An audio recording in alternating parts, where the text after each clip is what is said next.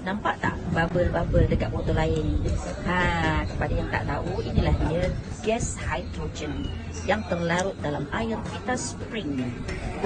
Tahukah anda, molekul hidrogen adalah molekul yang paling halus di dunia. Hanya 2 sahaja bacaan dia. Sebab itu, bila kita minum air hidrogen ini daripada Vita Spring, dia akan cepat serap masuk dalam sel-sel badan kita tanpa perlukan apa-apa tenaga sekalipun.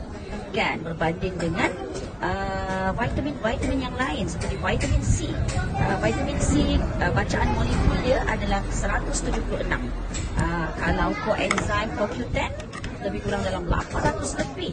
Kalau vitamin E pun 100 lebih. Dan kalau glutathione 300 lebih bacaan molekul dia. Jadi memang terbukti dan ternyata molekul hidrogen adalah molekul yang paling halus di dunia. Jadi kalau kita banyak minum air hidrogen, khususnya daripada Vita Spring, ia boleh membantu untuk memperkuatkan sistem imunisasi badan kita, termasuklah melancarkan peredaran darah. InsyaAllah dengan izin Allah boleh merawat penyakit-penyakit yang berbahaya, insyaAllah, dan boleh mengelak daripada jangkitan penyakit yang ataupun virus, bakteria yang berbahaya. InsyaAllah, amalkan.